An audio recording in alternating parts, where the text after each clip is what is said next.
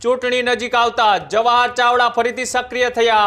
ખડિયામાં આહિર સમાજના હોલ માટે 70 લાખનું દાન આપવામાં આવ્યું। સમાજ ધારે તો હરાવી અને જીતાવી શકે તેવી તાકાત છે।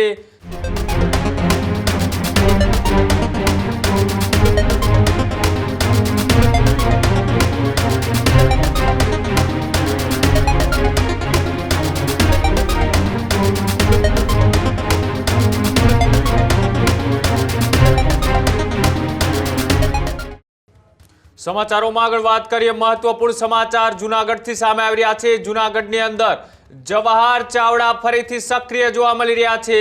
વિસાવદરની ચૂંટણી વખતે ખૂબ ચર્ચામાં આવેલા જવાહર ચાવડા હવે ફરીથી ક્યાંક ને ક્યાંક સ્થાનિક સ્વરાજની ચૂંટણી નજીક આવતા સક્રિય જોવા મળી રહ્યા છે। જી હા, સમાચાર એ જૂનાગઢના રાજકારણના આ મહત્વપૂર્ણ સમાચાર સામે આવી રહ્યા છે। ચૂંટણી નજીક આવતા જવાહર ચાવડા ફરીથી સક્રિય થયા। ખડિયા ગામે આહિર સમાજના કાર્યક્રમમાં ઉપસ્થિત રહ્યા હતા। આહિર રત્ન સન્માન સમારોહમાં પરિવાર સાથે જવાહર ચાવડા હાજર રહ્યા।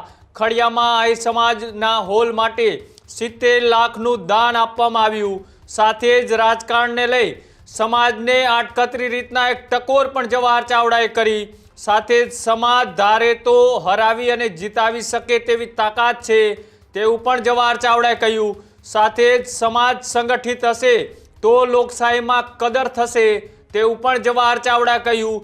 જ્યારથી વિસાવદરની ચૂંટણી પૂરી થઈ ત્યારથી જવાહર ચાવડા અવારનવાર ચર્ચાઓમાં આવતા હોય છે અને જે ચૂંટણી એમાં ગોપાલ ઇટાલિયાની જીત પાછળ કિંગ મેકર તરીકેની ભૂમિકામાં પડદા પાછળ જવાહર ચાવડાએ મોટો ખેલ પાડ્યો હોવાની વાત એ ચર્ચાઓમાં રહી હતી અને ત્યારબાદ હવે ફરીથી એ ચૂંટણીઓ આવી રહી છે। સ્થાનિક સ્વરાજની હોય કે પછી તાલુકા અને જિલ્લા પંચાયતની હોય, આ તમામ ચૂંટણીઓમાં જવાહર ચાવડાનું જૂથ ફરીથી ક્યાંક ને ક્યાંક સક્રિય થઈ રહ્યું છે અને જવાહર ચાવડાએ આડકતરી રીતના જાહેર મંચ ઉપરથી સમાજને ટકોર કરી અને ટકોર કરતા કહ્યું કે સમાજ એકત્રિત હશે તો કોઈ પણને હરાવી પણ શકે અને જીતાવી પણ શકે।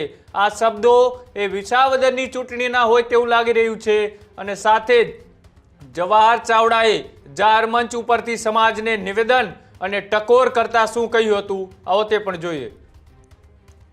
આ શબ્દો બાપુ એને મને કીધા કે સજ્જનો જો સમાજમાં નિષ્ક્રિય થઈ જશે તો દુર્જનો બહુ હાવી થઈ જશે। મને મનાવવા માટે ઘણી મહેનત કરી। વકીલ હતા એટલે આવડે વાત સમજાવતા, કન્વિન્સ કરતા, દલીલ કરતા। મને કે બીજી રીતે સમજાવી દીધું। મેં કીધું મને ઇલેક્શન લડવું, ઇલેક્શન લડ ન લડ અલગ છે, પણ સમાજમાં તું જીવતો રહે, જાગતો રહે, કામ કરતો રહે ફરજિયાત છે। તારા જેવા માણસો સમાજમાં કામ કરતા નહીં હોય તો કાલે ડાયો સજ્જન માણસને કામ પડશે તો કોનું બાણું પકડાવશે? તમામ સ્વાર્થી માણસ રાજકારણ સત્તામાં બેઠા હશે અને ભોગવતા હશે તો સુધરેલો સારો સમાજને ક્યાં જવું, કોને બાણું પકડાવવું? ને તેના કારણે રાજકારણમાં રહેવું ને જાગતું રહેવું જરૂરી છે।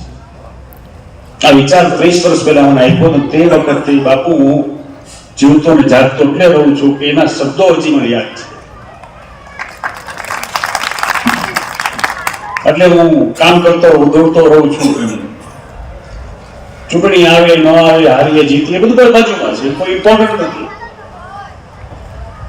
પણ સમાજ પણ સક્રિય રહેવું જરૂરી છે। ભાઈ મારી ઓળખ આપતા હતા, મારો 64માં જન્મ થયો, 68માં શારદાબાલ મંદિરમાં ભણ્યો અને પછી RKCમાં ગયો। મારી ઓળખ આપતા હતા। ખડિયા ગામમાં મારી ઓળખની કોઈ જરૂર નથી, એટલું જ ઓળખ જરૂર છે કે પેથલજી બાપાનો દીકરો છે।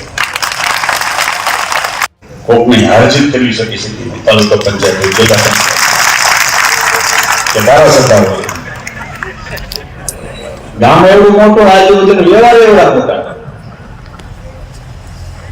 એટલે ભેગા રહેજો, સમેટ લેજો ને સારા કામ કરતા રહ્યો। મારી પ્રાર્થના છે કે જ્યાં જરૂર પડે ને યાદ કરજો, અમે તમારા આણે તમારા માટે